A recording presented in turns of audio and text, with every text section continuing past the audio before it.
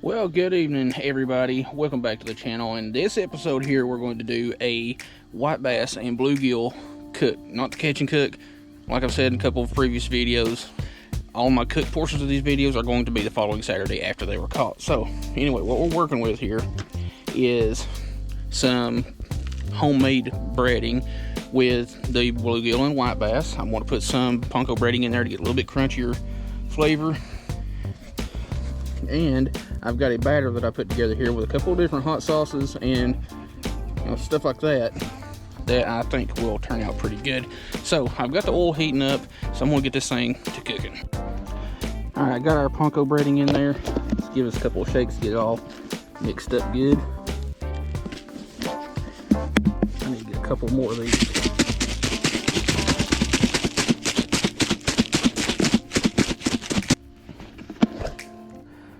I think it'll work. They didn't adhere as good as I thought they would, but it'll work. The oil's good and hot. I could probably turn that down just a hair. So let's dip these. This here is going to be one of the bluegill fillets. I'm going to try to get them separated pretty well, but who knows how that's actually going to go.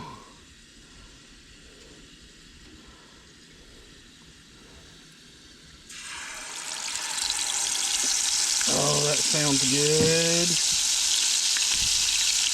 Oh, forgot. Gotta have these. They work.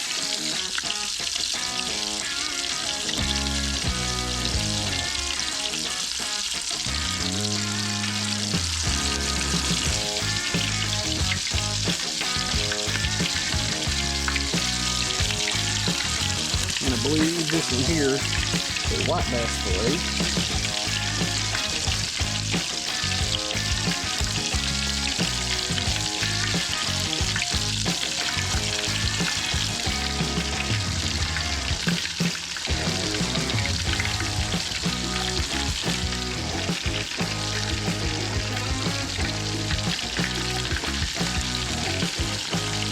Alright, let's go ahead and take those first couple of bluegill fillets, put those over.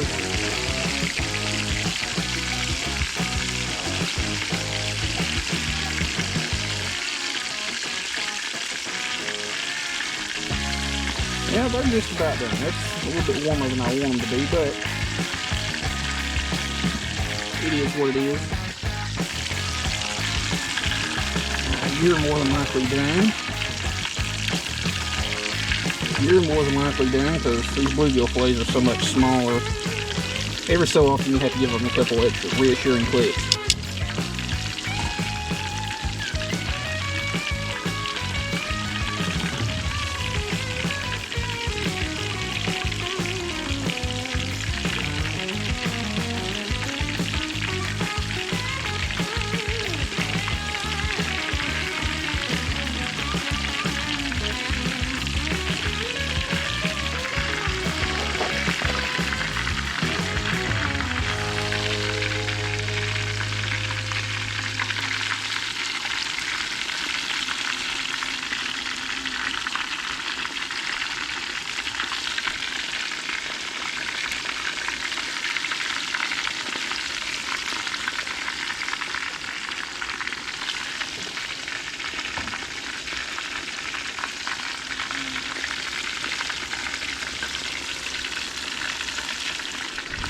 Alright, while those are doing their thing for a minute or two or three,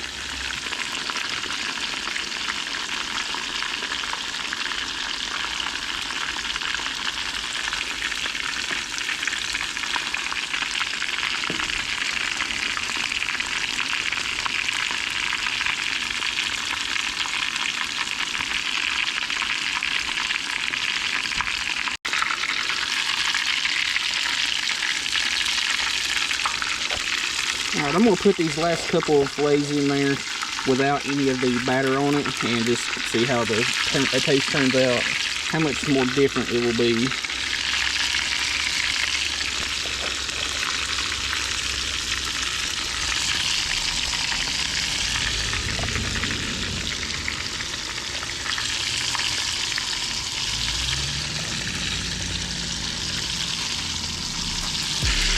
You look like you are done.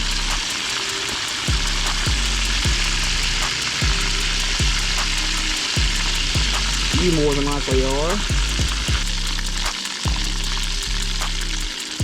You're done. You're done. You're done. I'm going to try to separate these that I did with and without these. And by the time you cool down, you'll be done.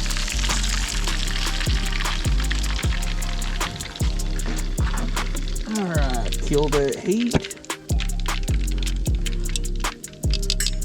Make sure those still work. They do.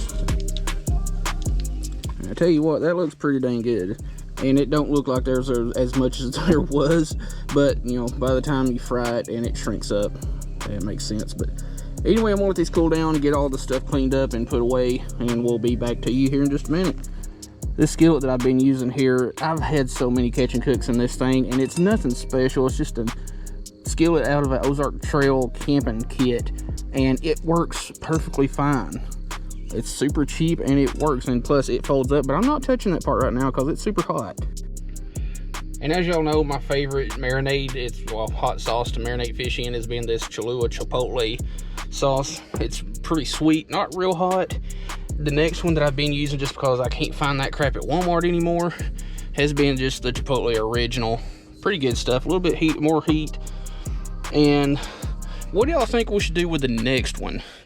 Use Frank's Red Hot, which is a really popular one. Definitely got a little bit more zip, a little bit more tang and flavor to it. And honestly, not a huge fan of it because it's more like a buffalo wing sauce to me. But the next one is Louisiana Pure Crystal, and I honestly can't look at this stuff and not laugh at that, because you probably know where I'm going. You know, Pure Crystal. And while I'm thinking about it, what's your favorite fish to fry? And then what would you say is your top 3 favorite fish to fry? And what's your favorite breading? Because I want to experiment with different breadings, because since Walmart started carrying the Whisker Seeker stuff, I can just go there and get it, no problem. But I want to try different breadings, different, you know, seasonings and stuff like that. I bought a couple of different hot sauces to try marinating fish in. I don't want to know your secret recipes. Don't worry about that. Also, this burner that I'm using is just a Magellan camping burner, 2-burner deal. It's got the fold-out legs that actually hold the lid down and all that stuff. You can run it off of the green cans, or probably a nice old butane can if you have an adapter.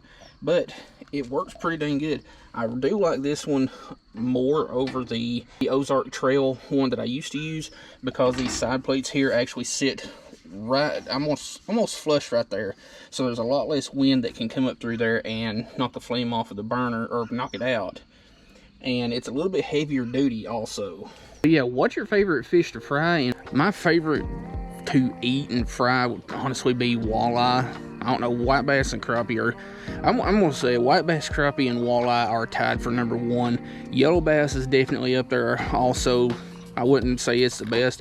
It's definitely a real tender, white, flaky meat. The next, catfish. I mean, who doesn't like fried catfish? Like good fried catfish. I'm not talking about this garbage you can get at a restaurant. That's, you know, that stuff don't count. Unless it's just a little side of the road little joint run by, like a little mom and pop kind of deal. That's good catfish. But yeah. The one thing that I do not like about this burner is it doesn't have anywhere that fastens the, you know, gas arm inside of it or outside of it. So it's just really just bouncing around inside of it. But yeah, it just slides in there and just bounces around. It's kind of annoying, but I mean, it's not a huge deal. And yeah, the outside's a little bit dusty. It stays in the back of my vehicle because you just never know. But yeah, the legs fold up to keep it from opening. It's like a small briefcase. Pretty good burner. I'll have to look it up and put the price somewhere on the screen or in the description. Anyway, this stuff should be cooled down enough, so let's get to doing a taste test. These here, they had the batter on it. That's a piece of bluegill. Yo, that's freaking awesome. That batter definitely added a lot of sweetness to it. just a very slight bit of heat. You know, everybody's taste buds are different when it comes to heat. I like a little bit more heat than flavor, like about a 60-40 ratio.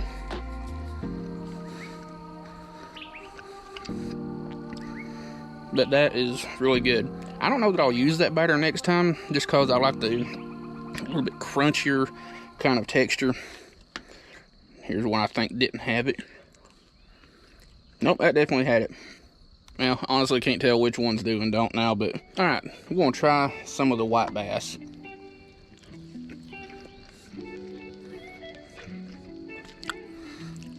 The bluegill seemed to be a little bit firmer. The white bass was definitely a little bit softer and had a little bit more flavor, a little bit more heat to it. I don't know, maybe I just got a little bit more of that batter and hot sauce in it, which I also let all of this stuff marinate in the cholula, chipotle, and original for about 2 days. So it damn near cooked it just in the hot sauce, but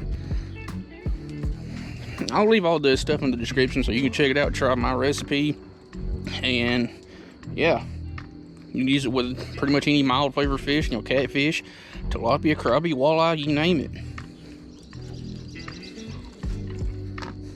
That's freaking awesome. You know, frying fish at home will taste better than any fish that you'll ever get at a restaurant.